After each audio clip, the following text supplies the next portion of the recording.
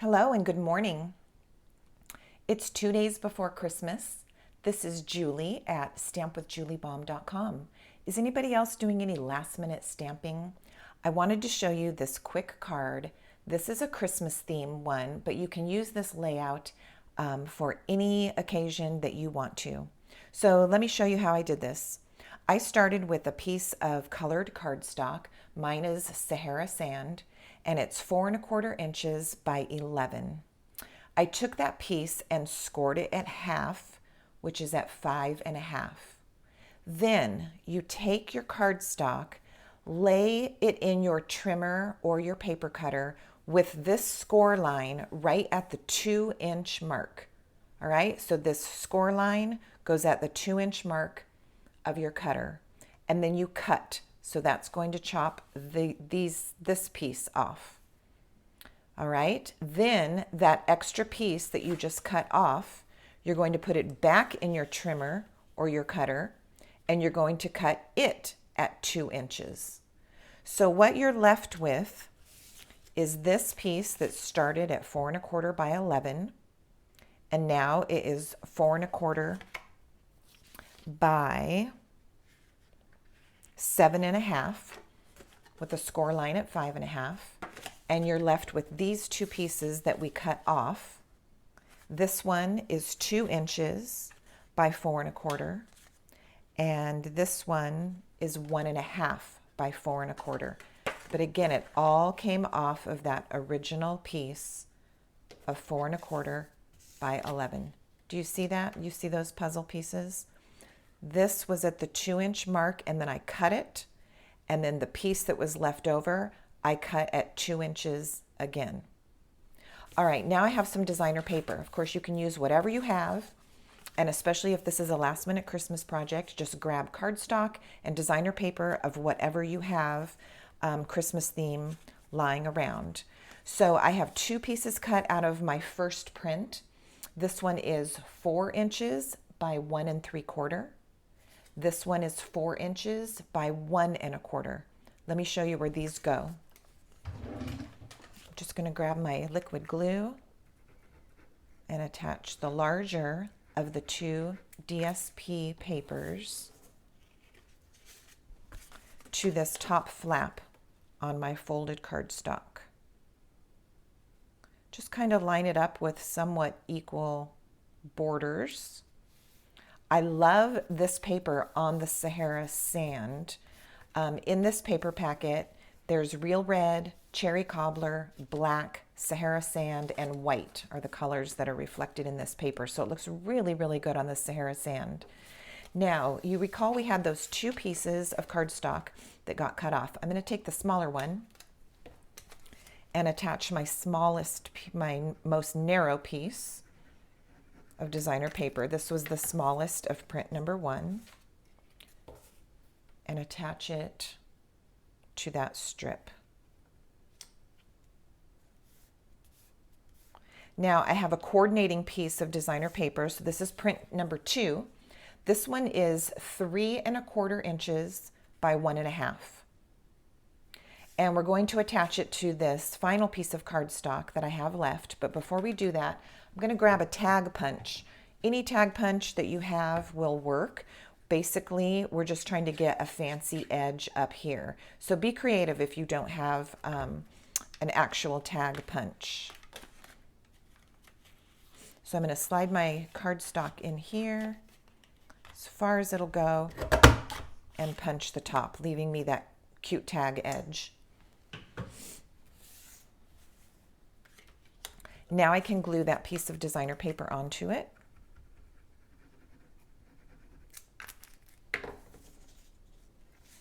A couple months ago at World Card Making Day, we did this same layout of a card using the penguins and the coordinating paper for that. And I commonly call this style of card or this layout a bridge card, because what we're going to do is we're actually going to bridge all of these pieces together to put our card back together. So this is going to go like this, but I'm going to put the inside of the card in it first. All right, but this gives you an idea where we're headed.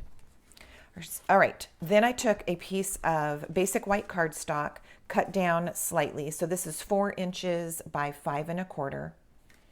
The stamp set I used for this whole card is the Be Jolly stamp set, which actually is retiring at the end of the year. This is an inexpensive set. I have made multiple projects with this set. It's just a fantastic Christmas, a fantastic Santa set. So make sure that you go to my online store and order this set before it's too late. So from that set, I stamped Be Jolly in black, 2 stars in black ink also, and the bird. I colored my stars with Real Red Stampin' Blends. I used the light of the Real Red. For the little bird, I used the dark Real Red on the hat. I used Mango Melody on the beak. And I used, which gray did I use? I used Smoky Slate in the light and the dark gray to color my bird. This piece is going to get attached to the inside of the card. So the flap is at the top. Lay your stamped inside piece. Again, kind of eyeballing your borders. Your liquid glue gives you a little bit of wiggle room if you need to slide it like I just did. And let's press that down. Okay, we have all of our parts. Let me show you how we're going to put this together and decorate it. I stamped the Santa on basic white cardstock in black ink, and then I colored him also with Stampin' Blends. I used Real Red light and dark on his red suit. I used the basic black on his boots, belt, and mittens. I used a little bit of gray in his beard and eyebrows. The belt buckle is done with Daffodil Delight. And his face is actually done, I like the skin color when it is done with Petal Pink. And then I did a little dab of Flirty Flamingo on his cheeks and then cut him out. This is not a die cut. You just have to use your scissors and fussy cut. So I'm going to attach Santa.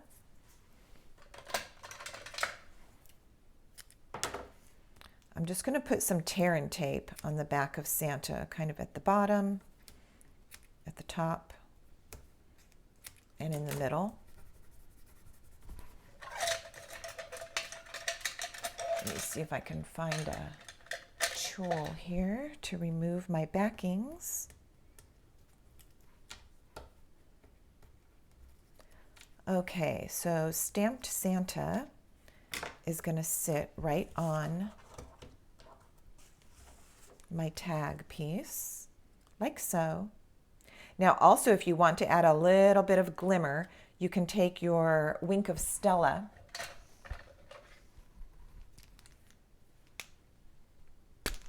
and just give the hat a little bit of shimmer on the white brim and on the palm. It's always hard to see on camera, but live you can see that soft little glittery shimmer.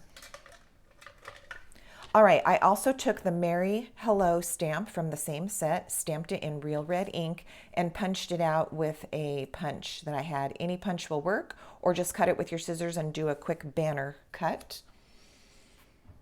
And I've got some of the mini Stampin' Dimensionals, so I will add 2 of those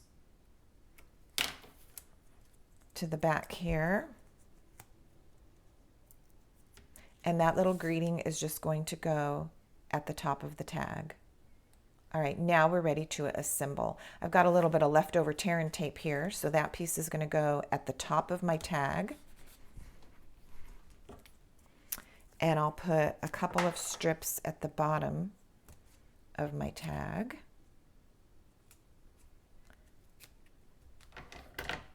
All right, and then let me tell you what I would do. I don't have one within reach, so I would take some of the white glittered organdy ribbon and loop it through the top here. I will show you a finished one, so you'll get to see it. I just don't have a piece cut, and I promised to make this a quick video, so I don't want to pause to go get it. So you're going to loop your ribbon through at this point before you attach this to your card. All right, then remove your tear and tape backings. And this is the assembly. Oh, this is so fun. Now what you want to do is make sure that you line up this little strip squarely with the bottom of the card, like so, and just hold it in place.